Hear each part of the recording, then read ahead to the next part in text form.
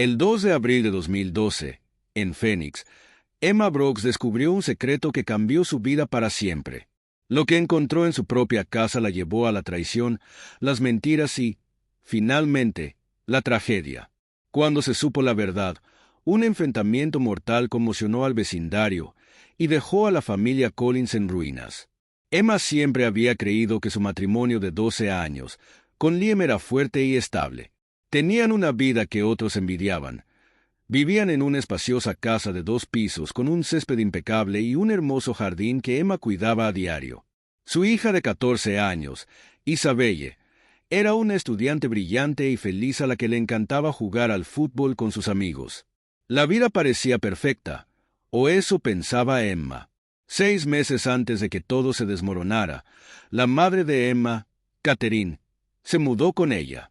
Catherine, una viuda de 58 años, había perdido su hogar debido a problemas económicos. Como es una hija cariñosa, Emma la recibió con los brazos abiertos. Le costó un poco adaptarse, especialmente a Liam, que estaba acostumbrado a tener la casa para él solo. Aún así, Emma creía que ayudar a su madre era lo correcto. En las semanas previas al 2 de abril, las cosas empezaron a sentirse diferentes. Liam, que normalmente era cariñoso y atento, se volvió distante. Empezó a llegar tarde a casa, alegando que tenía largas reuniones o cenas de trabajo. En casa, parecía distraído, a menudo haciendo llamadas telefónicas privadas o trabajando en su computadora. Sus conversaciones se hicieron breves y se centraron solo en cosas simples, como la escuela de Isabelle o las compras de comestibles. Al principio, Emma desestimó sus preocupaciones. Se dijo a sí misma que Liam estaba estresado por el trabajo. Ser asesor financiero era exigente.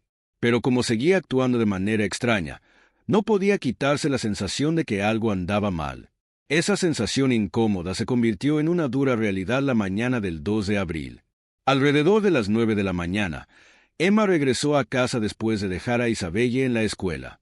Liam ya se había ido a trabajar, dejando una taza de café medio vacía en la encimera. Comenzó a ordenar la casa y decidió lavar algo de ropa. Mientras guardaba la ropa en su dormitorio, Emma abrió el cajón de Liam. Su mano rozó algo inusual, un pequeño y elegante dispositivo escondido bajo unos calcetines doblados. Curiosa, lo sacó. Era un teléfono, pero no el que Liam usaba habitualmente. Era un modelo antiguo que nunca había visto antes. Su corazón latía con fuerza mientras lo encendía.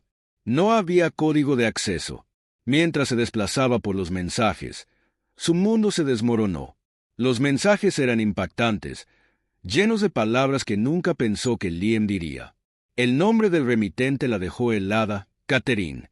Su propia madre, que había estado viviendo con ellos durante meses, era la persona detrás de los mensajes. Emma no podía creerlo. Los mensajes revelaban una aventura que había estado sucediendo justo debajo de sus narices durante meses. Describían reuniones secretas y momentos de pasión compartidos mientras estaba ocupada con Isabelle o fuera de la casa. Emma se sintió aturdida, pero logró mantener la calma. Dejó el teléfono y continuó con su día como si nada hubiera sucedido. Pero por dentro, estaba destrozada. Durante los siguientes días, Emma se volvió más observadora. Emma notó los movimientos de Liam, sus interacciones con Catherine y la forma en que intercambiaba miradas sutiles que ella no había notado antes. Para el 3 de abril, Emma era una sombra de sí misma, conteniendo la tormenta de emociones mientras su vida se descontrolaba. A las 7 de la tarde de esa noche, mientras Liam estaba fuera, Emma revisó sus registros telefónicos, reconstruyendo la cronología de su aventura. Cada llamada, mensaje de texto y encuentro pintaba una imagen más clara de la traición. Los recuerdos de los últimos meses se reproducían en su mente. Las noches en que Liam llegaba tarde a casa, la inusual alegría de Catherine y su propia indiferencia. Todo tenía sentido ahora, y la comprensión la empujó más cerca del colapso. Para el 5 de abril de 2012, el peso de su descubrimiento se había vuelto insoportable. El aire en la casa se sentía pesado, y cada momento con Liam y Catherine parecía falso. Emma apenas podía soportar mirarlos sin querer gritar, enfrentarlos, hacerle sentir el dolor que ella cargaba. Pero se contuvo, aún no estaba lista. En cambio, se concentró en reunir más evidencias, revisó las facturas de las tarjetas de crédito, los correos electrónicos y cualquier pista que pudiera encontrar. No solo estaba planeando una confrontación, se estaba preparando para sobrevivir. El 7 de abril de 2012 era sábado. Emma pasó el día fingiendo que todo era normal, pero por dentro se estaba desmoronando. Las constantes mentiras y traiciones de las dos personas en las que más confiaba la habían llevado al punto de quiebre. Al anochecer, había tomado una decisión: los enfrentaría. Lo que sucediera después estaría fuera de su control.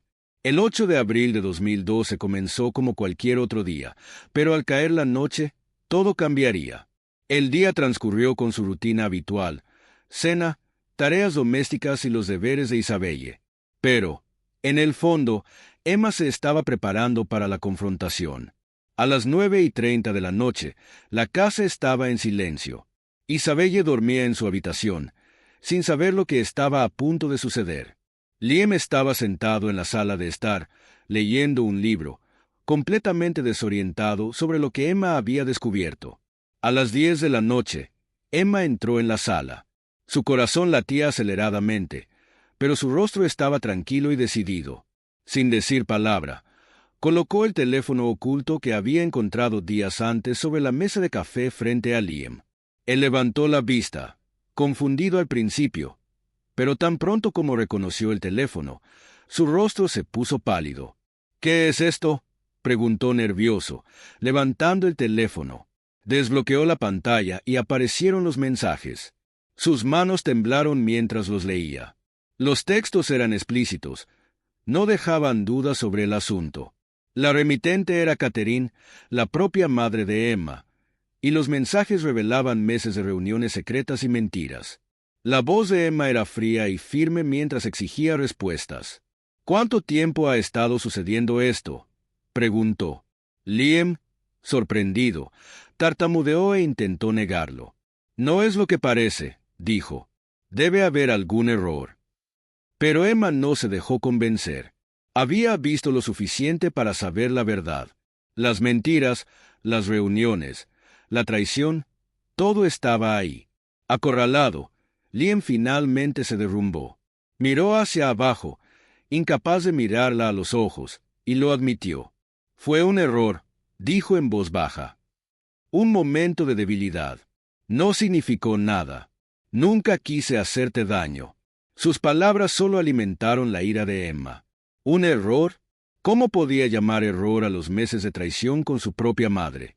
¿Cómo podía mentirle y ocultarle esto durante tanto tiempo?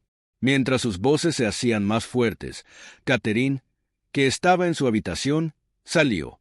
Ya no podía ignorar los gritos. Cuando vio el teléfono sobre la mesa y la expresión del rostro de Emma, se congeló. Sabía que el secreto había sido descubierto. «¿Qué está pasando?», preguntó Catherine con voz temblorosa. Ver a su madre parada allí hizo que la ira de Emma se desbordara. «¿Cómo pudiste?», gritó. «¿Cómo pudiste traicionarme así? Después de todo lo que he hecho por ti. ¿Cómo pudiste hacerle esto a tu propia hija?». Catherine intentó defenderse, diciendo que se sentía sola y vulnerable y que nunca tuvo la intención de lastimar a Emma. Pero sus palabras solo hicieron que Emma se enojara más. La discusión se hizo más fuerte, llena de acusaciones y excusas. Liam intervino para intentar calmar a Emma y decirle que tenían que hablar de las cosas, pero Emma ya no la escuchaba. La traición era demasiada y el dolor demasiado reciente. La ira bullía en su interior y amenazaba con apoderarse de ella. A las 10:45 de la noche, cuando la discusión llegó a su punto álgido, los ojos de Emma se posaron en un pesado candelabro de plata que estaba sobre la repisa de la chimenea. Sin pensarlo, lo agarró. El peso frío y sólido en su mano se sentía extraño. Se volvió para mirar a Catherine, que seguía suplicando perdón. La mente de Emma se llenó de pensamientos sobre todo lo que Catherine había arruinado. Abrumada por sus emociones, agitó el candelabro con todas sus fuerzas. El sonido del impacto resonó en la habitación. Catherine se desplomó al suelo al instante. La sangre comenzó a acumularse debajo de su cabeza, manchando la alfombra. Todo terminó en segundos. Liam se congeló de horror y corrió al lado de Emma. «¿Qué has hecho?», preguntó, con la voz temblorosa por el miedo y la incredulidad. Pero Emma no respondió. Emma se quedó quieta, con el candelabro todavía en la mano y los ojos clavados en el cuerpo sin vida de Catherine. La realidad de lo que había hecho empezaba a calar, pero parecía distante, como si le estuviera sucediendo a otra persona.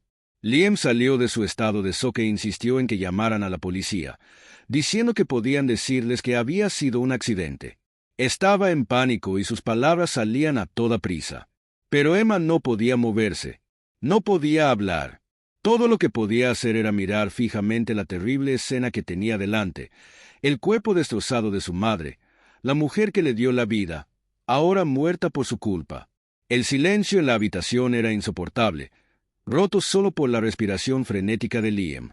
Desesperados, pasaron el resto de la noche tratando de limpiar la escena y hacer que pareciera un accidente. En la mañana del 9 de abril de 2012, la casa de los Collins estaba inquietantemente silenciosa. A las 7:30 de la mañana, Liam hizo la llamada al 911. Su voz estaba tensa mientras informaba de una muerte accidental. Las palabras le parecieron inapropiadas cuando las pronunció, pero siguió adelante, tratando de mantener la calma. Minutos después, las luces intermitentes de los coches de policía y de una ambulancia iluminaron la tranquila calle suburbana. Los vecinos curiosos se asomaron por las ventanas, viendo cómo los paramédicos entraban en la casa. No tardaron mucho en confirmar lo que Liam y Emma ya sabían. Catherine estaba muerta. El detective Sean Carter llegó poco después. Tenía experiencia y era conocido por notar hasta los detalles más pequeños. Mientras examinaba la escena, algo no parecía estar bien.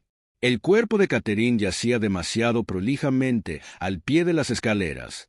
El candelabro, la supuesta arma, estaba cerca, pero la habitación no mostraba señales de lucha. No había muebles volcados ni objetos rotos. La historia que Liam le había contado en 911, de que Catherine se había caído mientras bajaba corriendo las escaleras, parecía demasiado ensayada. El 10 de abril de 2012 llegó el informe de la autopsia, que reveló que el golpe en la cabeza de Catherine no era compatible con una caída. El impacto fue demasiado fuerte, más probablemente causado por un golpe deliberado. Con esta nueva evidencia, el caso pasó de ser un accidente trágico a un posible homicidio. El detective Reyes comenzó a investigar más a fondo. Entrevistó a Liam y a Emma por separado, empezando por Liam. La entrevista se llevó a cabo en una pequeña habitación sin ventanas en la comisaría. Liam intentó ceñirse a su historia, diciendo que Catherine se había caído durante una discusión. Pero a medida que Reyes lo presionaba para que diera más detalles, Liam se puso nervioso, tropezó con sus palabras y se contradijo. El 11 de abril de 2012, entrevistaron a Emma. Al principio parecía tranquila, repitiendo la versión de los hechos de Liam. Pero Reyes notó la vacilación en su voz y cómo sus ojos se movían rápidamente por la habitación. Ella estaba ocultando algo, y Reyes se dio cuenta. La presionó con más preguntas sobre su relación con Catherine y si había habido alguna tensión. Emma se esforzó por mantener su historia en orden y empezaron a aparecer grietas. El 15 de abril de 2012, Reyes había descubierto el romance entre Liam y Catherine. Esta revelación lo cambió todo. Le dio al caso un motivo claro: traición, ira y desamor. El romance agregó una nueva capa oscura a la investigación, dejando en claro que no se trataba de una simple tragedia familiar. Era algo mucho más siniestro. La presión de la investigación se volvió demasiado para Emma. La mujer que alguna vez fue tranquila y serena comenzó a desmoronarse. El 17 de abril de 2012, durante otra ronda de interrogatorio, Emma se derrumbó. Entre lágrimas, confesó haber asesinado a su madre. Explicó que no fue planeado. Fue un crimen pasional, impulsado por la abrumadora traición de descubrir el romance entre su esposo y su madre. Con la confesión de Emma, el caso pasó rápidamente a juicio. El juicio comenzó el 3 de junio de 2012 en el juzgado del condado de Maricopa. Los impactantes detalles del caso habían llamado la atención de los medios de comunicación, y la sala del tribunal estaba repleta de periodistas, espectadores curiosos y aquellos que habían seguido la historia de cerca. La vida privada de la familia Collins ahora estaba al descubierto para que el mundo la viera. La fiscal adjunta Lauren Chase dirigió la acusación. Pintó a Emma como una mujer consumida por la rabia y argumentó que el asesinato no fue un acto impulsivo, sino una decisión calculada. Martínez presentó cuidadosamente las pruebas, los detalles del asunto, el informe de la autopsia, la escena del crimen simulada y los intentos de Emma de ocultar la verdad. Insistió en que Emma había golpeado a Catherine con intención, no en el calor del momento. Por otro lado, el abogado de Emma, Evan Cooper, ofreció una historia diferente. Describió a Emma como una víctima de abuso emocional que fue llevada al límite. Fields le dijo al jurado que Emma había sido una esposa e hija amorosa, pero la traición de su esposo y madre había destrozado su mundo. El fiscal argumentó que las acciones de Emma eran las de una mujer abrumada por el dolor y no las de una asesina a sangre fría. Durante el juicio, los testigos compartieron historias que pintaron un panorama más complicado de la familia Collins. Vecinos, amigos y parientes testificaron sobre la tensión en la casa, las frecuentes discusiones, la creciente distancia entre Emma y Liam y las señales de que su matrimonio se estaba desmoronando mucho antes del asesinato. El 10 de junio de 2012, la fiscalía llevó a los expertos forenses al estrado. Explicaron que la fuerza utilizada para golpear a Catherine era demasiado fuerte como para haber sido causada por una caída. Los expertos también describieron los patrones de sangre y la posición del cuerpo de Catherine, lo que apuntaba a acciones deliberadas en lugar de un accidente. En respuesta, la defensa pidió a las personas que conocían a Emma que hablaran sobre su carácter. La describieron como una mujer amable y cariñosa que siempre había puesto a su familia en primer lugar. Hablaron sobre lo profundamente que la aventura la había lastimado, argumentando que sus acciones fueron el resultado de un colapso emocional, no premeditación. El juicio llegó a su punto más dramático el 16 de junio de 2012, cuando ambas partes dieron sus argumentos finales. Martínez instó al jurado a centrarse en las pruebas, diciendo que Emma actuó impulsada por una furia fría y un deseo de venganza. Les pidió que no se dejaran llevar por apelaciones emocionales. Fields, por otro lado, pidió al jurado que viera a Emma como una mujer rota, no como una asesina. Calificó sus acciones como un terrible error causado por un dolor insoportable. Después de 2 semanas de testimonios, el jurado comenzó a deliberar el 18 de junio de 2012. Solo tardaron unas horas en llegar a un veredicto, culpable de asesinato en segundo grado. La sentencia llegó rápidamente, 25 años de prisión sin posibilidad de libertad condicional. Cuando se anunció la sentencia, la sala del tribunal permaneció en silencio. La vida, una vez envidiada, de Emma Brooks había terminado en desamor, traición y tragedia. Emma permaneció inmóvil, pálida y sin emociones. La vida que tanto había trabajado para construir se había ido, reemplazada por la dura verdad de lo que había hecho. Liam permaneció sentado en silencio en la galería, con la cabeza gacha, sabiendo que sus propias acciones habían puesto en marcha esta trágica cadena de acontecimientos. Cuando la historia de Emma, Liam y Catherine llegó a su fin, dejó muchas preguntas sin respuesta sobre el amor, la confianza y la traición. ¿Podría Emma haber elegido un camino diferente si hubiera enfrentado la verdad antes? ¿Y qué había pasado con Liam? Él lo había perdido todo por sus propios errores.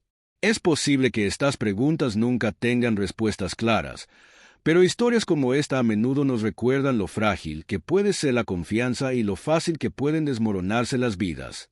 Si te intrigan historias como esta, considera el caso de un padrastro narcisista que abusó de su hijastra adolescente y la escalofriante venganza que tomó su madre cuando se enteró. No olvides darle me gusta a este video y suscribirte para ver más historias de la vida real que exploran los rincones más oscuros de la naturaleza humana. Lila Carter estaba de pie junto a su ventanal, contemplando la puesta de sol en Dubái. Tonos naranjas y rosados coloreaban el cielo y, con tan solo 24 años, Lila ya había logrado lo que la mayoría de sus amigos de la universidad todavía soñaban: un trabajo de alto nivel en una de las ciudades más glamorosas del mundo. Mientras tocaba su reflejo en el cristal, pensó en su trayectoria desde sus humildes comienzos en Los Ángeles. Criada en una familia de clase media en el Valle de San Fernando, Lila siempre había sido ambiciosa. Su padre, profesor, y su madre, enfermera, trabajaron duro para darle la mejor educación posible. A menudo hacían turnos extra, ahorrando cada centavo para asegurarse de que Lila pudiera asistir a buenas escuelas. Sus sacrificios dieron sus frutos cuando obtuvo una beca completa para la Escuela de Negocios de la UCLA. Lila se destacó no solo por su éxito académico, sino también por sus ideas creativas en marketing digital. Su tesis sobre estrategias de marcas de lujo llamó la atención de empresas globales. Cuando recibió una oferta de trabajo de la principal empresa de marketing de Dubái, Al Safari Partners, supo que era su gran oportunidad. Mudarse a Dubái en 2021 fue emocionante y a la vez abrumador. Los rascacielos de la ciudad y las infinitas posibilidades encajaban perfectamente con sus sueños. En 3 meses, Lila ya se había hecho un nombre al lanzar una campaña digital para una marca de joyería, lo que aumentó su presencia en línea en un 200%. El apartamento que le había arreglado la empresa en un elegante rascacielos en el puerto deportivo parecía lujoso en comparación con su pequeño estudio de Los Ángeles. Rápidamente adoptó el estilo de vida de expatriada, se unió a grupos profesionales y hizo amigos, entre ellos Emma Taylor, una experta en finanzas británica que se convirtió en su aliada más cercana. Dubái funciona de manera diferente, dijo Emma una vez mientras tomaban un café. No se trata solo de tus habilidades, sino de a quien conoces. Lila siguió ese consejo y asistió a todos los eventos y oportunidades de networking.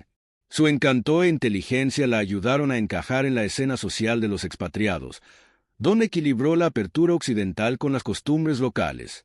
En septiembre de 2021, la carrera de Lila dio un giro crucial. Lila estaba dando una conferencia sobre marcas de lujo en el Burj Al Arab.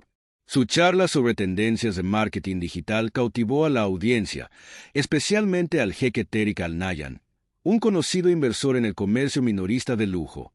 Después de su presentación, el jeque se acercó a ella. «Señorita Anderson», le dijo, con un inglés fluido con un dejo de acento árabe, «sus ideas son extraordinarias».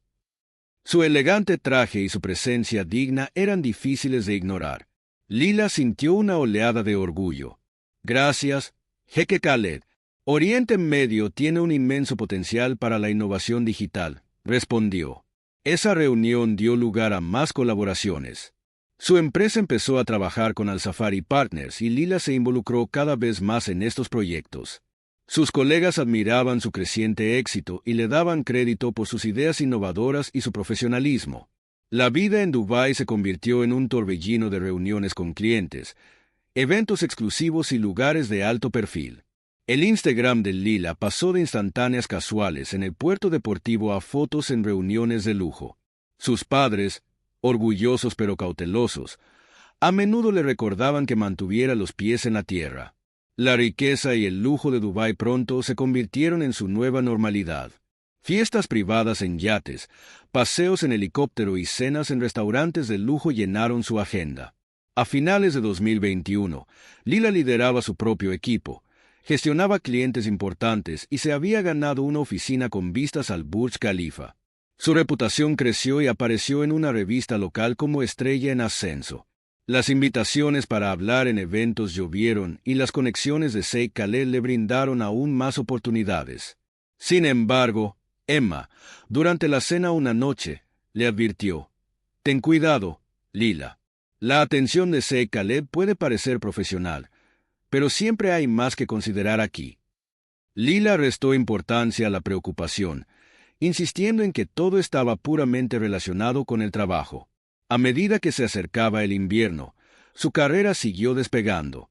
Se unió a consejos empresariales de élite y grupos de expertos, convirtiéndose en un puente entre los mercados occidentales y de Oriente Medio. Aún así, comenzaron a surgir cambios sutiles. Las reuniones nocturnas se volvieron comunes. Su teléfono vibraba con mensajes urgentes a horas extrañas y sus redes sociales se volvieron más pulidas. Su creciente colección de bolsos de diseño se convirtió en parte de su imagen profesional. En el mundo del lujo, el guardarropa de Lila se transformó en una colección de artículos de las mismas marcas que promocionaba. Cada pieza fue elegida para equilibrar la elegancia y el respeto cultural. Mirando hacia atrás, esos primeros días en Dubái se sintieron como un sueño, un comienzo brillante de eventos que sacudirían a la comunidad de expatriados. Pero en ese momento, Lila estaba viviendo su versión del sueño de Dubái, sin saber que su creciente fama la estaba llevando a una trampa de la que no podía escapar. En diciembre de 2021, Lila estaba parada en la ventana de su apartamento, mirando las luces de la ciudad. Su teléfono vibró.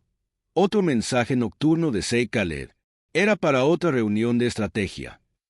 Respondió cortésmente, sin saber que estaba dando los primeros pasos hacia un camino oscuro. Al principio, los cambios en su vida fueron tan graduales que no se dio cuenta. En enero de 2022 se produjeron más eventos exclusivos, todos ellos relacionados con su carrera ascendente. Gracias a las conexiones de Sheikh Khaled, Lila fue invitada a las reuniones más selectas de Dubái. Se adentró en un mundo que iba mucho más allá de su ya cómodo estilo de vida. Comenzó con una exposición de arte privada en un club exclusivo para miembros. Lila estaba allí para discutir las estrategias de marketing de la galería. Sheikh Khaled, vestido impecablemente con su tradicional candura blanco, se había asegurado personalmente de que su nombre estuviera en la lista de invitados. El arte es cuestión de perspectiva, señorita Anderson, dijo, de pies cerca mientras admiraban una pintura abstracta. A veces, lo que ves no es lo que realmente está ahí. Sus palabras tenían un peso que ella no podía comprender del todo, y su colonia flotaba en el aire. Emma, su amiga más cercana, empezó a notar los cambios. En su habitual brunch dominical, miró la nueva pulsera Van Cleef & Arpels de Lila, una pieza que valía el salario de varios meses. El negocio debe ir bien, comentó Emma con cautela. Lila se rió. En esta industria hay que tener buena pinta.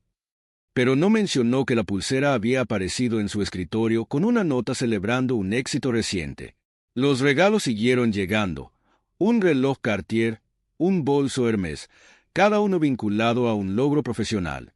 Emma se preocupó más, pero Lila desestimó sus preocupaciones. Su vida social evolucionó hacia fiestas privadas en yates y reuniones en lujosas villas. Su cuenta de Instagram se convirtió en una visión cuidadosamente seleccionada de una vida de opulencia, lo que le valió miles de nuevos seguidores. Las reuniones nocturnas con el jeque Tariq se convirtieron en rutina. Siempre comenzaban con negocios, pero pronto desviaron hacia conversaciones personales, su pasado, sus ambiciones y su hambre compartida de éxito. «Me recuerdas a mí», dijo una noche. «Las reglas están hechas para romperse». En marzo, la transformación de Lila estaba completa. Su vida giraba en torno a trajes de diseñador, bellas artes y antigüedades raras, todo enmarcado como inversiones comerciales. Ni siquiera su creciente salario podía explicar del todo su extravagante estilo de vida. Emma intentó intervenir. «Lila, esto ya no se trata solo de tu trabajo, ¿verdad?» Lila la ignoró, irritada. «No entiendes cómo funcionan las cosas a este nivel», dijo con frialdad. Cuando la primavera se convirtió en verano, el mundo de Lila se redujo a personas vinculadas al jeque Khaled. Su oficina se convirtió en una parada entre eventos y su equipo se acostumbró a los correos electrónicos nocturnos de hoteles de lujo. Sus presentaciones perdieron su chispa y fueron reemplazadas por ideas seguras y poco originales.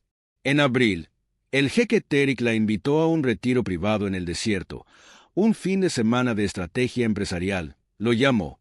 Lila se encontró siendo la única mujer en un grupo de ejecutivos adinerados. Bajo el cielo estrellado del desierto, las líneas entre lo profesional y lo personal se difuminaron. Su atención se volvió más personal, sus cumplidos más directos. Lila se sintió atrapada entre la emoción y el miedo, consciente de que estaba cruzando hacia un territorio peligroso. Los signos de tensión se volvieron más difíciles de ignorar. Lila estaba nerviosa y distraída. Su energía, una vez dinámica en el trabajo, se desvaneció. Emma, En un último intento, apareció sin previo aviso con comida para llevar y recuerdos de tiempos más sencillos. Lila, estoy preocupada por ti, dijo Emma sin rodeos. Esta no eres tú. Lila, vestida de pies a cabeza con ropa de diseño, desestimó sus preocupaciones. No lo entiendes. Así es como funcionan los negocios de verdad en Dubái, espetó. Las palabras le dolieron y Emma se fue, y su amistad con Lila se rompió. En verano, Lila se había mudado a un apartamento más grande y lujoso, alegando que era necesario para recibir a los clientes. Sus padres apenas la reconocieron durante las videollamadas. El control del jeque Khaled sobre su vida se hizo más fuerte, al igual que los susurros entre la comunidad de expatriados. El rápido ascenso de Lila y su creciente aislamiento se convirtieron en temas candentes en las reuniones sociales a las que ya no asistía. Sus publicaciones de Instagram cuidadosamente seleccionadas mostraban su vida glamurosa, pero ocultaban las grietas debajo de la superficie. La joven que alguna vez fue vibrante ahora era parte de un mundo del que no podía escapar.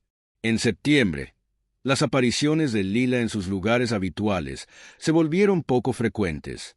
Su última aparición pública fue en Atmosphere, en el Burj Khalifa. Llevaba un elegante vestido de diseñador y llevaba un bolso de piel de cocodrilo, que aún no había salido al mercado.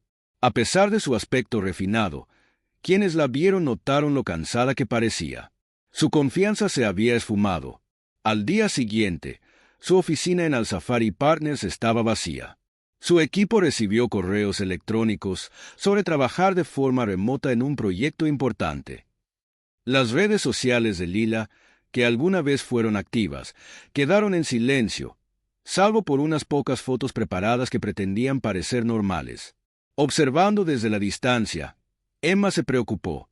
La Lila que conocía, la ambiciosa pero genuina mujer de Los Ángeles, había desaparecido, reemplazada por alguien a la deriva en el resplandeciente mundo del lujo de Dubái. Nadie se dio cuenta de que Lila había descubierto secretos inquietantes. Documentos, conversaciones y patrones insinuaban algo oscuro. El mundo del lujo que la había cautivado estaba a punto de revelar su verdadero costo. El último mensaje que Emma recibió de Lila fue breve. Creo que cometí un error, pero ya es demasiado tarde.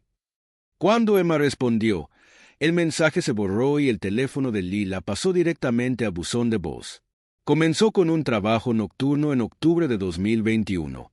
Mientras revisaba los datos de una campaña de relojes de lujo, Lila notó discrepancias presupuestarias inusuales. Los fondos se enrutaban a través de cuentas en el extranjero antes de llegar a sus supuestos destinos. Al principio, lo descartó como una estructuración financiera estándar en el sector del lujo. Pero a medida que indagaba más, surgió un patrón preocupante. Las empresas vinculadas al imperio del jeque Khaled parecían estar utilizando presupuestos de marketing para cubrir grandes transacciones inexplicables. Una noche de insomnio, se dio cuenta de que eran señales de lavado de dinero. La advertencia de Emma resonó en su mente: ten cuidado con el jeque Khaled. Sola en su lujoso apartamento, rodeada de regalos que ahora parecían grilletes, Lila se dio cuenta de que estaba atrapada en algo mucho más grande de lo que había imaginado. Entonces llegaron las extrañas llamadas telefónicas.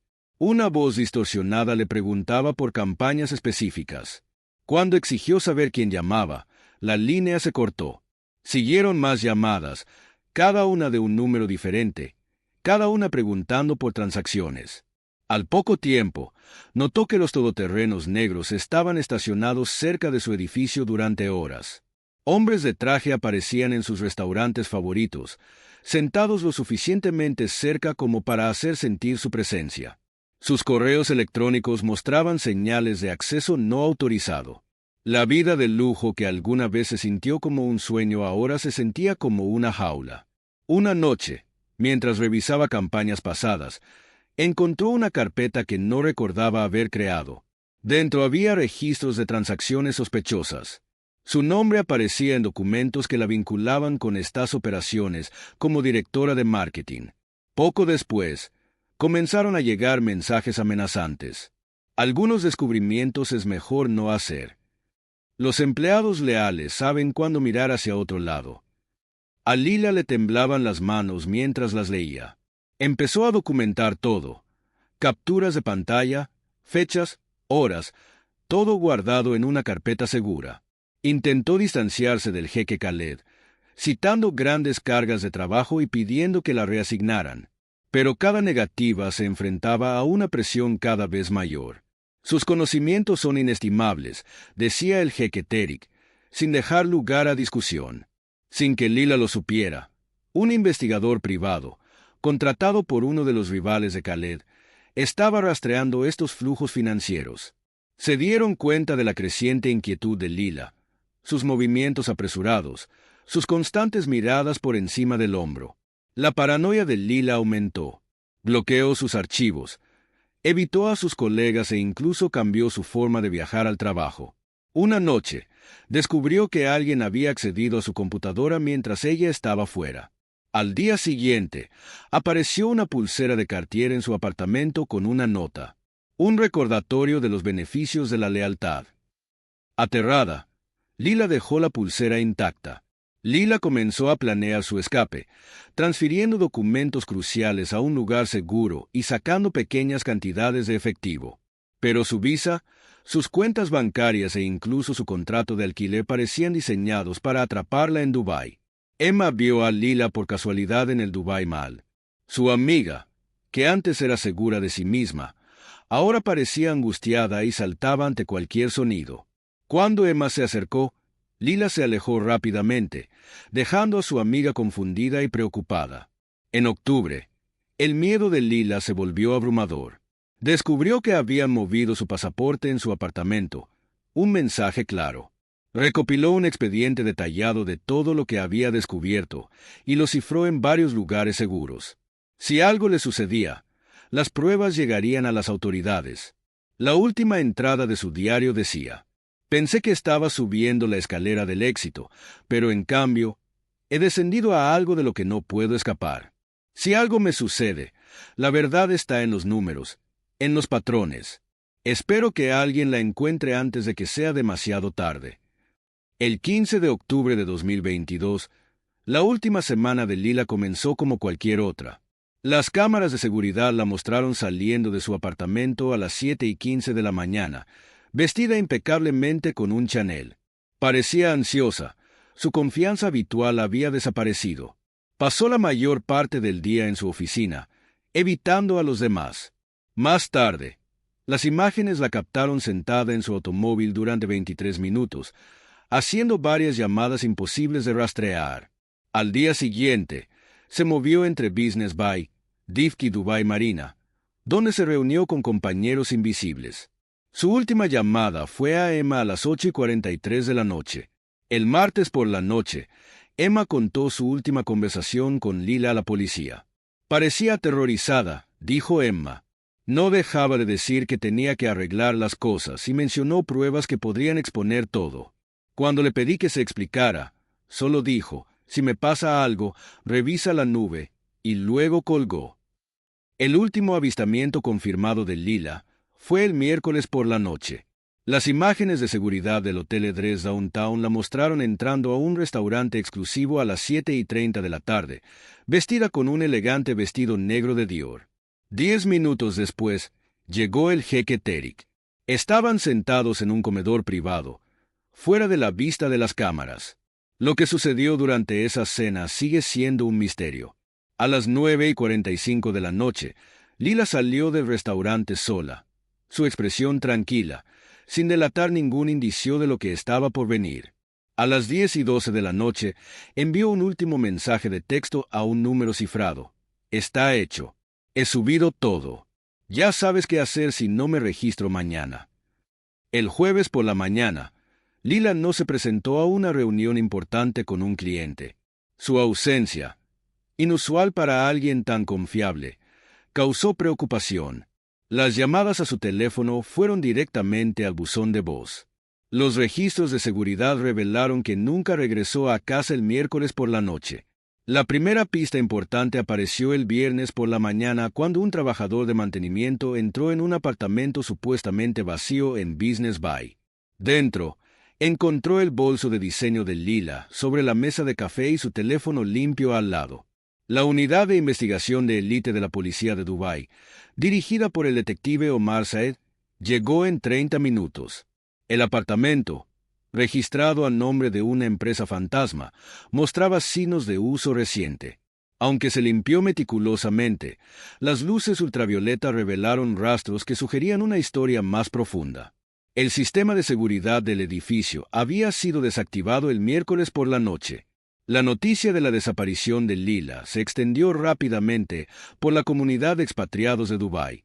Sus redes sociales, una vez vibrantes, se habían silenciado. Su última publicación en Instagram, una foto del atardecer del horizonte de Dubái, tenía un título escalofriante: "Algunas vistas valen la pena morir por ellas". La investigación se amplió. Se analizaron cientos de horas de imágenes de seguridad, reconstruyendo los movimientos de Lila. Su oficina en Al Safari Partners se convirtió en una segunda escena del crimen. Los equipos forenses descubrieron que su computadora había sido accedida de forma remota después de su desaparición, y se habían eliminado varios archivos. La comunidad de expatriados, especialmente las mujeres jóvenes en el mundo de los negocios, se vio conmocionada. La mejor amiga de Lila, Emma, dijo a los investigadores: estaba asustada. Había cambiado todas sus contraseñas y había empezado a usar mensajes cifrados. Dijo que se estaba protegiendo, pero no quiso decir de qué. 5 días después, el caso dio un giro sombrío.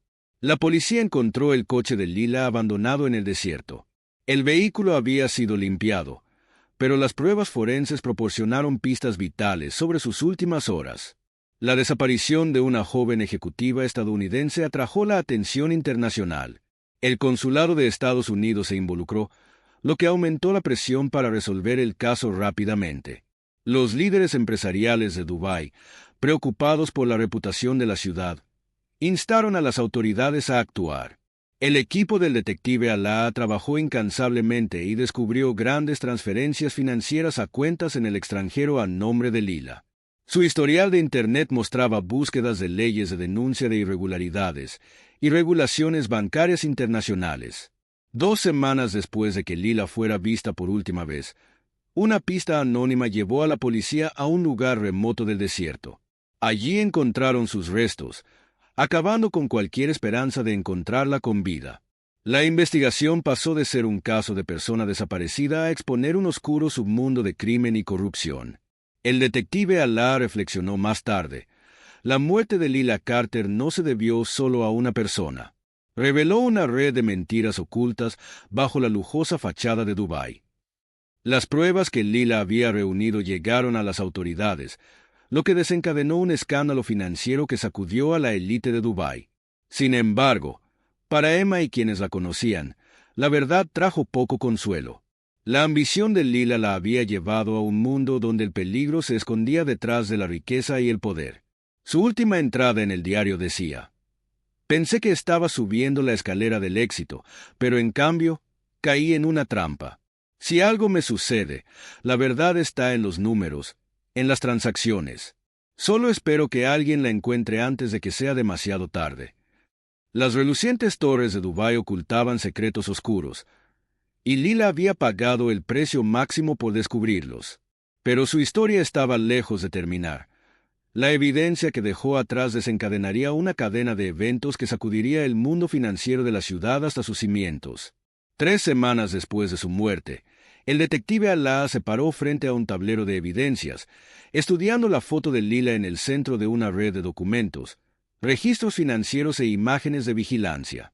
Los informes forenses muestran una planificación cuidadosa, dijo. Este no fue un crimen al azar. Emma Chen, la contable forense, señaló un diagrama. Todo está en las transacciones, explicó. Lila no solo estaba administrando campañas de marketing, estaba descubriendo una operación masiva de lavado de dinero. Lila había descubierto sin saberlo una operación masiva de lavado de dinero.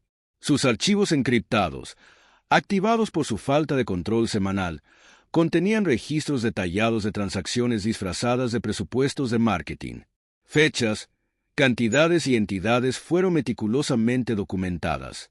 El equipo del detective Omar Said revisó las pruebas. Las imágenes de las cámaras de seguridad de los últimos días del Lila revelaron un patrón inquietante. Todoterrenos negros con ventanas tintadas y sedanes de lujo con matrícula diplomática seguían sus movimientos. Los testigos describieron la creciente paranoia de Lila. Sus colegas de Al Safari Partners notaron que celebraba reuniones en el patio, alegando que las paredes de su oficina tenían oídos. Su asistente Nina recordó, parecía convencida de que alguien la estaba vigilando. A pesar de la limpieza profesional, los expertos forenses recuperaron fragmentos de mensajes del teléfono de Lila. Entre ellos se encontraban advertencias escalofriantes. El sistema funciona porque todos hacen su parte. La lealtad se recompensa. La traición tiene consecuencias. La investigación bancaria reveló la escala de la operación. Las campañas de Lila habían enmascarado la transferencia de cientos de millones de dólares a través de empresas fantasma. Facturas y contratos falsos hacían que las transacciones parecieran legítimas, pero las cifras no cuadraban. Ella vio los patrones que otros no vieron, explicó Emma Chen, la contable forense. Cada transacción marcada coincidía con una campaña de marketing sospechosa. Lila había estado recopilando evidencia durante meses, almacenando líneas de tiempo y archivos cifrados en la nube. Su última cena en el Edres Downtown se convirtió en el punto focal de la investigación. Las imágenes del vestíbulo la mostraban saliendo visiblemente angustiada después de su última llamada, que duró 47 segundos. El apartamento en Business Bay donde fue vista por última vez arrojó evidencia crucial. Las pruebas químicas avanzadas revelaron múltiples sospechosos, lo que indica una operación bien planificada. Esto no fue al azar, dijo el detective Alaa a sus superiores. Esta fue una operación profesional. La investigación descubrió incidentes similares en otras empresas. Ejecutivos jóvenes que manejaban cuentas específicas renunciaron o abandonaron misteriosamente Dubái. Pero ninguno había documentado sus hallazgos tan exhaustivamente como Lila. El avance se produjo cuando un técnico de T Junior reveló un acceso no autorizado a los archivos de Lila. Su computadora de trabajo había sido pirateada varias veces, lo que corroboró sus sospechas. El equipo del detective Alaa reconstruyó 6 meses de la vida de Lila, su descubrimiento de irregularidades financieras, amenazas crecientes y su última cena. La evidencia apuntaba a una operación global, con transacciones similares apareciendo en los principales centros financieros. Ella encontró una falla en su sistema, dijo Emma Chen. Al hacer coincidir los presupuestos con las colocaciones reales, expuso el lavado de dinero. La documentación detallada de Lila resultó crucial. Su conocimiento del marketing digital le permitió detectar irregularidades que otros pasaron por alto. Sus archivos mapearon una vasta empresa criminal. Los testigos, incluido el personal del hotel y del restaurante, proporcionaron detalles clave. Cada pieza de evidencia pintó un retrato de una mujer joven que descubrió demasiado y pagó el precio máximo. El expediente del caso creció, llenándose de documentos financieros, imágenes de vigilancia y declaraciones de testigos. Lila nos dejó una hoja de ruta, dijo el detective Alaa. Nuestro trabajo es seguirla. Los hallazgos expusieron una sofisticada red criminal detrás del marketing de lujo. Aunque los sospechosos ocupaban puestos poderosos, la evidencia de Lila era innegable. Su muerte provocó una onda expansiva en la comunidad de expatriados de Dubái. La ilusión del éxito glamoroso ahora tenía un tono más oscuro. Al Safari Partners implementó nuevos y estrictos protocolos de cumplimiento, convirtiéndose en un modelo para la reforma corporativa. La Autoridad de Servicios Financieros de Dubái introdujo los protocolos Anderson, que exigían transparencia en los presupuestos de marketing. Estas medidas se extendieron por todo el mundo y transformaron la industria. Los padres del Lila establecieron la Fundación Lila Carter para la ética corporativa para proteger a los jóvenes profesionales en industrias de alto riesgo. La historia de Lila no es solo una tragedia, dijo Emma Taylor en su funeral. Es un llamado al cambio. Cientos de personas asistieron al servicio, muchos reconociendo sus propias vulnerabilidades en la historia de Lila. Su coraje transformó el sector del lujo, aportando responsabilidad a una industria que alguna vez estuvo envuelta en el secreto. Su legado sigue vivo, no solo en las reformas, sino como un recordatorio del verdadero costo de la ambición en un mundo donde el poder y el peligro a menudo van de la mano. La comunidad de expatriados experimentó un cambio después de la historia de Lila. Surgieron redes de apoyo informales, con profesionales experimentados que asesoraban a los recién llegados sobre las realidades de trabajar en el sector del lujo de Dubái. Los grupos de WhatsApp y los foros en línea se convirtieron en espacios seguros para compartir inquietudes y advertir sobre posibles peligros, recursos que Lila nunca había tenido. El informe final de Detective Alaa condujo a importantes reformas en la seguridad corporativa. Las empresas introdujeron nuevas medidas para proteger a los empleados que manejaban datos financieros confidenciales.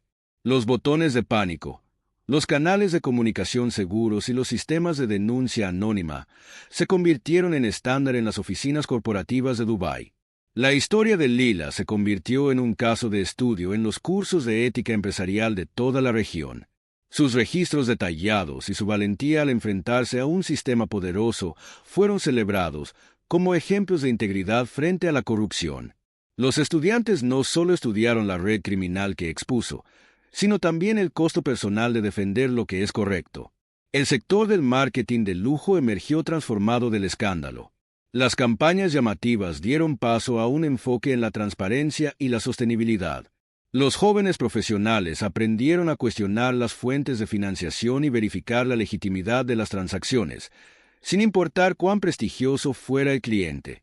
Emma Taylor lanzó una serie anual de conferencias conmemorativas en honor de Lila, centradas en la ética y la seguridad personal en el sector del lujo. Estas conferencias atrajeron a líderes de la industria y jóvenes profesionales ansiosos por aprender cómo equilibrar la ambición con la integridad en el complejo mundo empresarial de Dubái. Un año después de la muerte de Lila, un pequeño jardín cerca del Centro Financiero Internacional de Dubái se dedicó a su memoria. La placa decía, en memoria de Lila Carter, que buscó la verdad a cualquier precio. Que su coraje inspire a otros a defender lo que es correcto. El legado de Lila transformó la cultura empresarial de Dubái y marcó el final de una era de excesos desenfrenados en el sector del lujo. Su coraje trajo consigo responsabilidad y transparencia, lo que hizo que la industria fuera más segura para quienes la siguieron. Como Emma suele recordarles a los nuevos profesionales durante la orientación, la historia de Lila nos enseña que el verdadero lujo no tiene que ver con la riqueza. Tiene que ver con poder mirarse al espejo y saber que uno ha hecho lo correcto, sin importar el costo. El 20 de junio de 2020, en un tranquilo templo escondido en las verdes montañas de Chiang Rai, tuvo lugar un terrible crimen. El monje principal del templo, Man Kavi, que tenía 45 años y era considerado amable y sabio, fue acusado de matar a su discípula, una monja de 28 años llamada Menier Magar. Su repentina muerte se pensó primero que era un suicidio, pero pistas extrañas llevaron a una investigación más profunda. Cuando salió a la luz la verdad sobre la relación secreta y las acciones crueles de Man Kavi, la comunidad no solo estaba de luto por la pérdida de una vida joven, sino que también se enfrentaba al colapso de la confianza en su respetado líder. Esta es una historia de traición, pecado y el costo de ocultar la verdad. Enseña una dolorosa lección sobre la codicia y la corrupción, incluso en lugares que parecen pacíficos y puros. Enclavado en las verdes montañas de Chiang Rai, Wat Phra Sanghan es uno de los templos más antiguos y sagrados de la zona. Construido en el siglo XIV, es conocido por su impresionante arquitectura, sus estatuas doradas de Buda y la devoción de miles de seguidores. Cada año, el templo atrae a muchos peregrinos y turistas que buscan paz y bendiciones. Su reputación como lugar sagrado lo convierte en un centro espiritual muy activo. El templo está lleno de rituales sagrados y oraciones diarias, lo que crea una atmósfera tranquila pero misteriosa. El monje Kavi, conocido por su amabilidad y conocimiento, dirigió el templo durante muchos años y fue respetado por todos. Bajo su guía, el templo creció no solo en fuerza espiritual, sino también en riqueza. Durante los festivales, ceremonias e incluso días regulares, el templo recibió grandes donaciones. Este dinero se utilizó para mantener el templo y apoyar a la comunidad local, lo que aumentó su reputación y prestigio. El abad, el monje Kabi, era un hombre de 45 años con un rostro amable y ojos tranquilos. Había estado dirigiendo Bat Par Sangun durante más de 10 años. Ordenado monje a temprana edad, el monje Kabi se ganó rápidamente el respeto de la comunidad debido a su compasión y su capacidad para enseñar profundas lecciones budistas. Pero el monje Kabi no solo se dedicaba a cuestiones espirituales. Tenía fuertes vínculos con muchas personas famosas de la industria del entretenimiento de Tailandia. Actores, cantantes y directores visitaban a menudo el templo para buscar su consejo o bendiciones. Estas conexiones impulsaron su fama y presencia en los medios. El monje Kabi también tenía relaciones cercanas con figuras poderosas del gobierno. Estas conexiones lo ayudaron a garantizar el crecimiento y la estabilidad del templo, y le dieron influencia sobre las decisiones sobre la religión y la sociedad. Sus vínculos con la política lo convirtieron en una figura destacada, no solo en la comunidad budista, sino también en otras áreas de la vida pública. Sin embargo, detrás del respeto y la admiración, el monje Kabi escondía secretos oscuros. Uno de ellos era su relación prohibida con una monja, que provocó un escándalo impactante que sacudió a toda la comunidad. La monja, Lina Su, tenía 28 años y una vez había sido una mujer exitosa y hermosa. Nacida en una familia adinerada, recibió una buena educación y se convirtió en una estrella en ascenso en el mundo de los negocios de Bangkok. Con su inteligencia y talento, construyó una sólida carrera y tuvo un esposo amoroso. Pero su vida dio un giro trágico cuando descubrió la traición de su esposo. Esto le rompió el corazón y destruyó su carrera y su familia. Abrumada por el dolor y la desesperación, Lina Su cayó en una profunda crisis mental, perdiendo el sentido de la dirección en la vida. En busca de paz y curación, dejó todo atrás y fue al templo del Loto Dorado. Esperaba encontrar calma interior y consuelo siguiendo las enseñanzas del budismo. Cuando Lina Su llegó al templo, llevaba su dolor oculto y un fuerte deseo de paz. A pesar de dejar atrás su vida lujosa, su belleza natural y su gracia aún brillaban. Desde sus primeros días en el templo, llamó la atención de muchos. Sorprendentemente, incluso el abad Man Kabi se fijó en ella. Aunque era conocido por su calma y disciplina, Lina Su despertó algo dentro de él. Ella no era solo una discípula, sino también una mujer gentil y hermosa que transmitía emociones profundas. El monje Kabi comenzó a prestarle especial atención, a menudo compartiéndole enseñanzas budistas y hablando con ella. Su belleza y su dolor lo conmovieron profundamente. Lentamente, comenzó a idear un plan para conquistarla. Sabiendo que ella era emocionalmente frágil, utilizó su vulnerabilidad para acercarla a él. Lo que comenzó como una guía espiritual se convirtió gradualmente en algo más. Las intenciones del monje Kabi se desdibujaron y trató de hacer de Lina Su una parte central de su vida, utilizando su dolor y su necesidad de consuelo para ganar control sobre ella.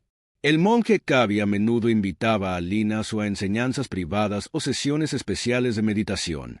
Hablaba con palabras amables y respetuosas, haciéndola sentir como una discípula valiosa y especial. Con el tiempo, sus conversaciones pasaron de las enseñanzas espirituales a temas personales, ofreciendo consuelo a Lina Su y fortaleciendo su confianza en él. Poco a poco, el monje Kabi creó un control psicológico sobre ella. Le dijo repetidamente que necesitaba confiar en él para superar su dolor pasado. Sus palabras reconfortantes hicieron que Lina Su dependiera emocionalmente de él, viéndolo no solo como un maestro, sino como su única fuente de paz y seguridad. Cuando el monje Kabi sintió que estaba completamente unida a él, comenzó a insinuar una conexión más profunda e íntima.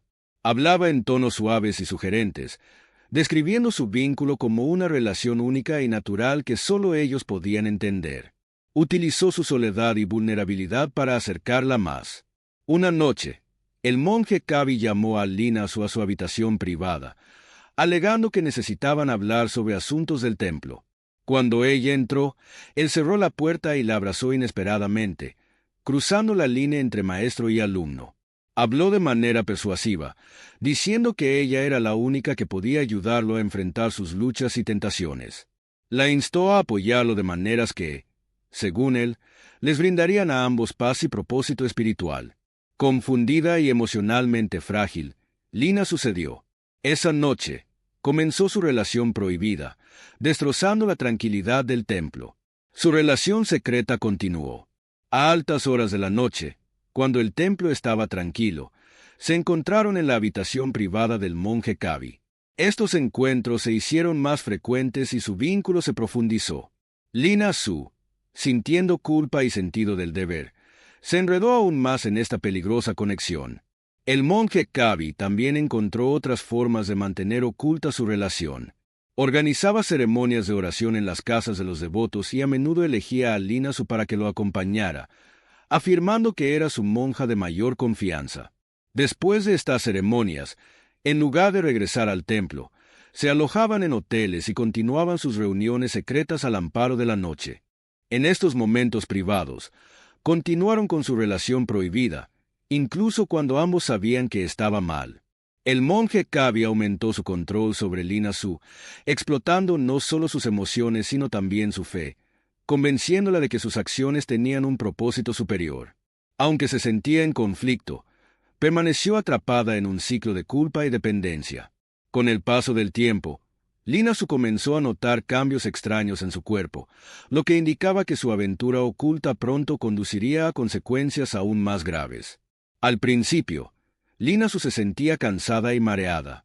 Pronto, notó otros cambios en su cuerpo, como náuseas matutinas, mayor sensibilidad y la interrupción repentina de su ciclo menstrual. Trató de ocultar estos signos, temiendo que su relación secreta con el monje Kabi se revelara si alguien en el templo lo notaba. Sin embargo, su creciente preocupación por su salud se hizo más difícil de ignorar. Finalmente, cuando los síntomas se volvieron innegables, Lina Su decidió visitar una pequeña clínica fuera del templo para un chequeo. Allí, recibió la noticia que más temía. Estaba embarazada. La impactante noticia la dejó en pánico, sin saber qué hacer a continuación. Un embarazo en su situación no era solo un escándalo. Podría llevar a graves consecuencias tanto para ella como para el monje Kabi. Al darse cuenta de lo grave que era la situación, Lina Su se enfrentó a una difícil decisión. Sabía que ocultar la verdad solo empeoraría las cosas, pero revelarla podría destruir la vida que había construido desde que se unió al templo. En su pánico, decidió informar al monje Kabi, con la esperanza de que pudiera ayudarla a encontrar una solución. Cuando ella le contó sobre el embarazo, el monje Kabi se sintió abrumado por el miedo y la ansiedad. Esta situación amenazaba su reputación y posición en el templo del Loto Dorado. Si su relación se revelaba, sería un escándalo que podría arruinar la imagen del templo y traer graves consecuencias, tanto ante la ley como ante la iglesia budista. Asustado y desesperado, el monje Kabi comenzó a considerar una solución drástica: eliminar a Lina Su para protegerse y mantener su estatus. Al principio, trató de convencerla de que mantuviera el embarazo en secreto, prometiéndole encargarse de todo y garantizar su seguridad si seguía sus instrucciones. Pero en su interior, ya estaba planeando deshacerse de ella de forma permanente. Comenzó a aislar a Lina Su de los demás, limitando sus interacciones con los miembros del templo. La animó a quedarse en su habitación, alegando que necesitaba descansar y tiempo para la reflexión espiritual. El 20 de junio de 2020, Lina Su fue encontrada brutalmente asesinada en su habitación en el templo del Loto Dorado en la provincia de Chiang Rai. Temprano esa mañana, otras monjas fueron a llamarla para el servicio matutino. Cuando no apareció, entraron en su habitación y descubrieron una escena horrible. El cuerpo de Lina Su presentaba un trauma severo, con múltiples heridas fatales. La habitación estaba en caos, pero no había señales de entrada forzada, lo que despertó sospechas sobre lo que realmente sucedió. Sus pertenencias, incluida la ropa y los artículos personales, estaban intactas, lo que descarta el robo como motivo. Los investigadores sospecharon rápidamente que el crimen estaba relacionado con las relaciones dentro del templo. La policía llegó, acordonó el área y comenzó a recopilar pruebas. Una autopsia reveló que Lina Su murió por múltiples heridas de arma blanca. No había señales de lucha, lo que sugiere que fue atacada por sorpresa o inmovilizada antes de ser asesinada.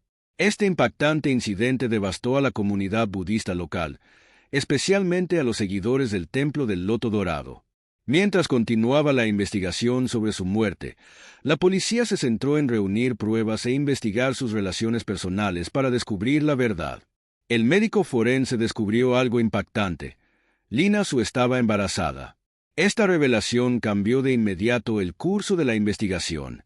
La policía ahora sospechaba que su muerte no fue un crimen al azar. El embarazo de Lina Su planteó preguntas críticas. ¿Quién era el padre? ¿Estaba su embarazo relacionado con su asesinato? Los investigadores comenzaron a indagar más profundamente en su vida personal, especialmente en las relaciones ocultas que pudiera haber tenido. Entrevistaron a personas del templo y a visitantes frecuentes. Pronto descubrieron que Lina Su tenía una relación particularmente cercana con el abad, el monje Kabi. A menudo la llamaba a su habitación privada, supuestamente para hablar de asuntos del templo. Al principio, estas reuniones parecían normales, pero con la noticia de su embarazo, adquirieron un nuevo significado. Los testigos también mencionaron que el monje Kabi y Lina Su asistían con frecuencia juntos a ceremonias de oración en las casas de los devotos. Esto profundizó las sospechas sobre su relación. Basándose en estas pruebas, la policía centró su atención en el monje Kabi. Observaron que recientemente había parecido ansioso y había hablado repetidamente de proteger la reputación del templo. Esto aumentó las sospechas de que podría haber desempeñado un papel directo en la muerte de Lina Su, especialmente porque su embarazo podría causar un gran escándalo si se revelaba. Los investigadores comenzaron a creer que la muerte de Lina Su no fue aleatoria, sino parte de un esfuerzo cuidadosamente planificado para ocultar su embarazo. La policía trabajó incansablemente para reunir más pruebas, investigando las acciones y relaciones del monje Kabi en el tiempo previo a su asesinato. Sin embargo, la investigación no fue fácil. El monje Kabi tenía conexiones poderosas, incluidos vínculos con políticos influyentes y funcionarios de alto rango.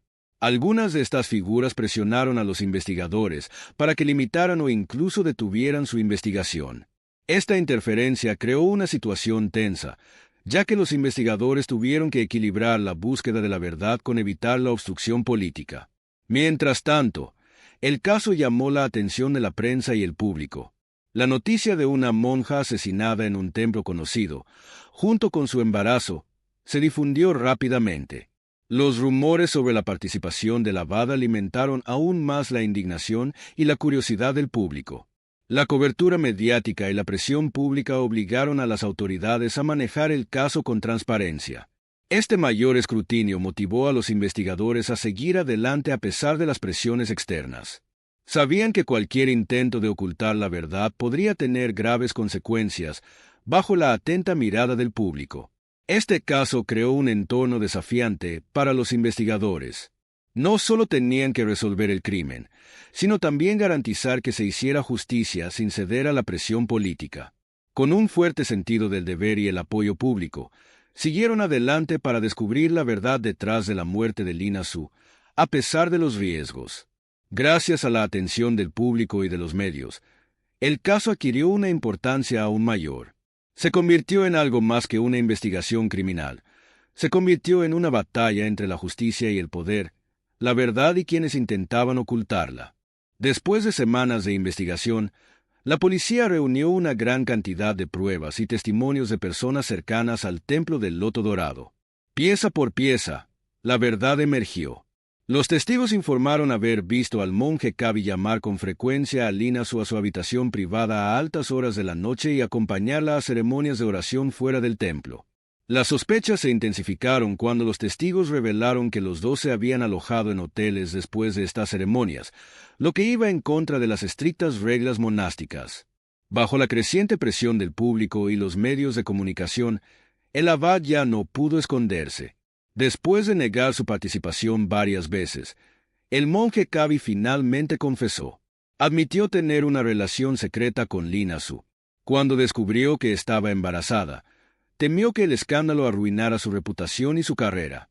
En su pánico, planeó su asesinato.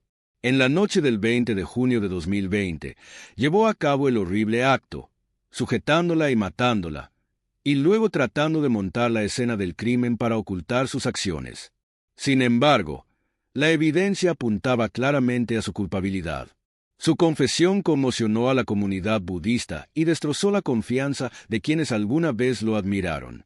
Este caso fue un doloroso recordatorio de que nadie está por encima de la ley y la justicia siempre prevalecerá. Después de declararse culpable, Mann Kavi fue arrestado y acusado de asesinato. El caso fue rápidamente llevado a juicio en el Tribunal Provincial de Northern Hills, atrayendo la atención masiva del público y de los medios de comunicación. En el juicio, los fiscales presentaron todas las pruebas, incluidos los testimonios de los testigos, los resultados de la autopsia y los elementos de la escena del crimen. Las pruebas demostraron que Mann Kavi había planeado y cometido el asesinato para ocultar el embarazo de Lina Su y proteger su reputación. Ante pruebas irrefutables, el monje Kavi admitió su crimen ante el tribunal. Su abogado defensor intentó reducir la gravedad de la acusación, citando presión mental, pero no fue suficiente para excusar el crimen. Después de un breve juicio, el tribunal declaró al monje Kavi culpable de asesinato y lo condenó a cadena perpetua sin libertad condicional. Fue despojado de todos los títulos y posiciones religiosas. Este caso dejó un impacto duradero en la comunidad budista y en la sociedad en su conjunto. Recordó a todos que la justicia prevalecerá, sin importar el poder o la influencia involucrados. ¿Qué opinas sobre este caso? ¿Podría haber más secretos esperando a ser descubiertos? Comparte tu opinión en los comentarios a continuación.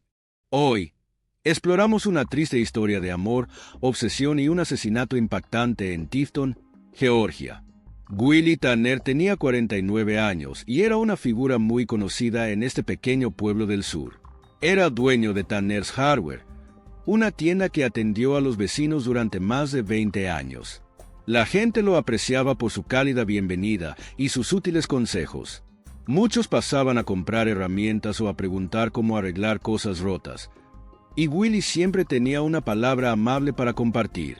En la superficie, la vida de Willie parecía perfecta. Estaba casado con Lynn, su novia de la secundaria. Participaban a menudo en las actividades de la iglesia y en los eventos locales. Pero Willie tenía un secreto. Estaba involucrado con Madison Kelly, una estudiante de último año de secundaria de 18 años que visitaba su tienda. Su amistad se convirtió en un romance oculto. Se sentía desgarrado por la culpa pero atraído por ella, y a medida que se acercaba la Navidad en 2019, se distanció. Lynn pensó que solo estaba cansado del trabajo, pero estaba luchando por dentro. En diciembre, Willie pasó más tiempo fuera de casa, alegando que tenía tareas adicionales en la tienda. Sus amigos dicen que ya no estaba tan alegre como siempre, pero nadie sabía lo mal que estaban las cosas. Se estaba formando una tormenta bajo la tranquila superficie de Tifton y estaba a punto de estallar. La mañana del 22 de diciembre de 2019, solo unos días antes de Navidad, la ciudad se sentía tranquila. La mayoría de la gente estaba haciendo compras de último momento o decorando sus casas. Alrededor de las 9 de la mañana, Lynn regresó a casa de la iglesia, donde había ayudado a preparar el servicio de Nochebuena. Vio la camioneta de Willie en la entrada, lo que le pareció extraño porque había mencionado que necesitaba más suministros. Cuando entró a su casa en Bride Street, notó el olor a pino fresco de su árbol de Navidad. Las luces todavía brillaban y debajo había regalos envueltos. Sin embargo, el lugar estaba demasiado tranquilo. Willie no respondió cuando lo llamó por su nombre. Lynn entró en la sala de estar y encontró a Willie en el piso cerca del árbol. Adornos rotos y oropeles esparcidos a su alrededor. La sangre cubría su cabeza y había un martillo cerca. Lynn cayó de rodillas, temblando mientras trataba de comprender esa horrible visión. Llamó al 911, llorando y pidiendo ayuda. El operador le dijo que mantuviera la calma y esperara a la policía y a los médicos afuera. En unos momentos, las luces intermitentes llenaron la calle tranquila. Los vecinos miraron por las ventanas, susurrando sobre lo que podría haber sucedido. Lynn, en estado de shock, se sentó en el porche, sin poder creer que su vida había cambiado tan rápido. Pronto llegó la policía de Tifton y comenzó la verdadera investigación. Minutos después de la llamada de Lynn al 911, la detective Nora Collins llegó a la casa de los Tanner. Había servido en la fuerza durante 15 años y era conocida por sus agudos instintos. Sus compañeros oficiales la respetaban, mientras que los criminales la temían. Cuando salió de su auto sin distintivos, notó las decoraciones festivas en la casa, tan alegres en comparación con la escena sombría en el interior. En la sala de estar, las luces navideñas todavía titilaban en el árbol, pero la vista era inquietante. Los adornos estaban rotos en el suelo y el cuerpo de Willie descansaba cerca de la base del árbol. Su cabeza mostraba señales de repetidos golpes de martillo. La sangre había salpicado los adornos cercanos, manchando el papel de regalo y las cintas. La detective Collins estudió la escena, sospechando que lo habían pillado desprevenido. El martillo que estaba junto al cuerpo de Willie fue rápidamente tomado como prueba. Pronto llegaron el Dr. Philip K. Wong y su equipo forense. El Dr. Wong, conocido por su trabajo detallado, examinó las graves heridas en la cabeza de Willie. Calculó la hora de la muerte entre la 1 de la tarde y la medianoche de la noche anterior, basándose en el estado de rigor mortis. La detective Collins hizo que su equipo reuniera pruebas, tomara fotografías y buscara huellas dactilares. También habló con Lynn, quien compartió detalles básicos sobre su mañana y las actividades de Willie el día anterior. La detective sintió que se trataba de un crimen pasional, alimentado por la ira o los celos. ¿Quién odiaba a Willie lo suficiente como para matarlo tan salvajemente? Decidida a averiguarlo, decidió interrogar primero a Madison Kelly. Madison tenía 18 años y era la amante secreta de Willie. Participaba activamente en el club de teatro y recientemente había interpretado a Tiny Tim en una producción de Christmas Carol. Debajo de su imagen tranquila, Madison se había vuelto muy emotiva en los últimos meses. Vivía con su madre, Tammy, en una casa pequeña pero ordenada en las afueras de la ciudad. Tammy era conocida por ser estricta y centrarse en la apariencia de su hija, especialmente después de que el padre de Madison se declarara gay y se fuera. Cuando el detective Collins la visitó el 22 de diciembre, Madison todavía estaba en pijama, claramente conmocionada por la muerte de Willie. Su dormitorio era típico de una adolescente, con pósters de Taylor Swift y Ariana Grande. Sin embargo, Collins vio señales de los profundos sentimientos de Madison por Willie, una foto enmarcada de él sin camisa en su mesita de noche y diarios llenos de anotaciones detalladas sobre su romance. Madison respondió a las preguntas con calma al principio, pero pronto se molestó cuando le preguntaron sobre su vínculo con Willie. Admitió que habían sido cercanos durante aproximadamente un año. Ella también confesó que se había enamorado profundamente de él y que había soñado con un futuro juntos. Sin embargo, a medida que se acercaba la Navidad, Willie se distanció y Madison temió que planeara terminar su romance secreto. Cuando el detective Collins le preguntó a Madison dónde estaba la noche del asesinato, ella hizo una pausa y dijo que se había quedado sola en casa, estudiando para los exámenes. Esta coartada no parecía sólida y sus manos temblorosas hicieron que el detective se preguntara si Madison se sentía culpable o apenada. A medida que continuaba la conversación, Madison pasó de triste a defensiva. Juró que no había tenido nada que ver con la muerte de Willie y luego comenzó a hablar de forma dispersa. Culpó a un hombre misterioso llamado Bob por presionarla para que siguiera durmiendo con Willie o se arriesgara a ser torturada. Pero cuando el detective Collins hizo más preguntas, Madison dio respuestas confusas. El detective dudó de su historia. El estado de ánimo inestable de Madison, su profunda fijación en Willie y su débil coartada la convertían en la principal sospechosa. Aún así, el detective Collins necesitaba pruebas sólidas antes de hacer un arresto y planeaba seguir investigando para encontrar la verdad sobre el trágico final de Willie Tanner. La segunda persona con la que habló el detective Collins fue Lynn Tanner, la esposa de Willie desde hacía 25 años. Lynn era muy conocida en Tifton por su cálida personalidad y su trabajo en eventos comunitarios y de la iglesia. En apariencia, su matrimonio parecía estar bien. Pero Lynn había sospechado durante mucho tiempo que Willie podría ser infiel. Durante la temporada navideña, Lynn había estado ocupada preparándose para Navidad, ayudando en la iglesia y preparándose para el servicio de Nochebuena. Sin embargo, en privado, se preocupaba más cada día porque Willie a menudo estaba ausente. Cuando se le preguntó sobre la noche del asesinato, Lynn dijo que estaba en casa, preparándose para las actividades de la iglesia del día siguiente. Se fue a la cama temprano y supuso que Willie se uniría a ella. Se despertó en medio de la noche y se dio cuenta de que él no estaba allí, pero pensó que podría haberse quedado dormido en la sala de estar. Solo se enteró de la terrible verdad a la mañana siguiente. El relato de Lynn fue simple y parecía realmente desconsolada. Admitió que su matrimonio con Willie se había vuelto distante, especialmente después de que su hijo se fue a la universidad. También confesó que había sospechado que Willie la engañaba porque seguía negándola. Aunque su tristeza parecía real, la detective Collins no podía ignorar la posibilidad de que la ira o los celos de Lynn pudieran haber llevado al asesinato. El crimen fue brutal y parecía personal. Lynn tuvo la oportunidad y tal vez el motivo. Sin embargo, respondió voluntariamente a todas las preguntas y compartió los artículos personales de Willie, incluido su teléfono y computadora. Por ahora, Collins la mantuvo bajo vigilancia, pero no tenía una razón firme para arrestarla. La tercera persona en la lista de la detective Collins era Tammy Kelly, la madre de Madison. Tammy tenía una naturaleza fuerte y controladora, y quería que todo en su vida se viera perfecto. Se volvió aún más estricta después de que su esposo la dejara cuando se declaró gay. Tammy a menudo ayudaba a planificar eventos en la iglesia, pero su enfoque principal era su hija, Madison. Su vínculo era tenso. Madison era joven, bonita y llena de vida, lo que parecía preocupar mucho a Tammy. Trataba de controlar la ropa, los amigos y cualquier otra parte de la vida de Madison. La gente del pueblo sabía que Tammy se fijaba metas muy altas para Madison y la castigaba severamente si no las alcanzaba.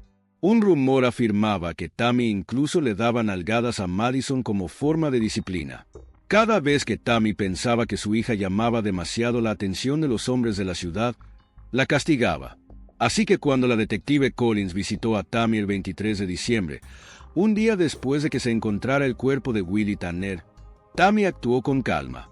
Llevó a la detective a su impecable sala de estar, decorada con adornos navideños clásicos y un árbol perfecto.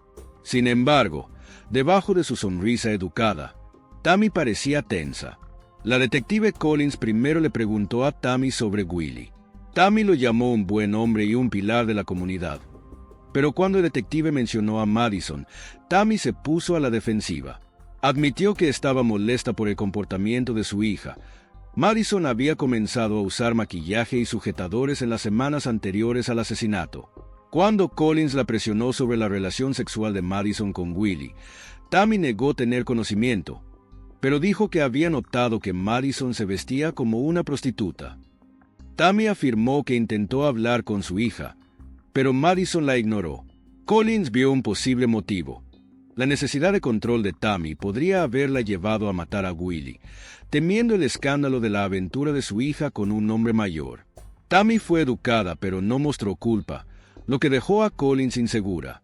El caso se estaba volviendo más complicado y, sin pruebas sólidas, el detective tuvo que seguir investigando. El 24 de diciembre de 2019, la víspera de Navidad, la detective Collins y su equipo regresaron a la casa de los Tanner. Las temperaturas rondaban los 40 grados Fahrenheit y el día estaba gris y frío. Buscaron metódicamente en cada rincón, con la esperanza de encontrar nuevas pistas. Cerca de la chimenea, entre los regalos, un oficial vio un trozo de papel roto debajo de la alfombra. Decía: chico sucio, nos vemos a las... seguido de 1 de la tarde y las letras MK. La hora coincidía con la hora estimada de la muerte de Willie. Las iniciales parecían ser las de Madison Kelly. Collins ordenó un examen forense de papel para ver si la letra pertenecía a Madison. La nota fue enviada a la Oficina de Investigaciones de Georgia en Atlanta. Mientras tanto, Collins registró la casa de Madison y encontró un cuaderno escondido debajo de su colchón. Dentro había inquietantes anotaciones que describían su obsesión con Willie, detalles de su intimidad y planes de encontrarse. Una anotación fechada el 22 de diciembre, coincidía con la hora y el lugar de la nota de la casa de Willie. Esta evidencia colocó a Madison en la escena del crimen y demostró que tenía un motivo: celos y obsesión. Los expertos forenses confirmaron que la letra de la nota era de Madison, lo que la convirtió en la principal sospechosa. El detective Collins trajo a Madison para un segundo interrogatorio. Esta vez, Madison intentó cambiar su historia, pero el detective ahora tenía pruebas sólidas que la vinculaban con el asesinato de Willie. Madison luego afirmó que un amante secreto llamado Bob la había obligado a matar a Willie. Describió a Bob como un político poderoso que practicaba rituales extraños y la había obligado a vivir una vida pecaminosa. Según Madison, Bob le ordenó asesinar a Willie, pero la policía descubrió su historia. La detective Nora Collins sabía que Madison mentía porque las pruebas apuntaban claramente a ella sola. La nota encontrada en la escena coincidía con su letra y su diario mostraba una peligrosa obsesión con Willie. Cuando la policía confrontó a Madison con las pruebas, ella volvió a cambiar su historia. Dijo que Bob no era real, sino una voz en su cabeza, y que estaba enferma mental la noche del asesinato. La policía no le creyó. El 26 de diciembre de 2019, arrestaron a Madison Kelly por el asesinato de Willie Tanner. Se mantuvo extrañamente tranquila mientras se la llevaban esposada. La gente de Tifton estaba atónita, preguntándose cómo alguien tan joven podía cometer un acto tan terrible.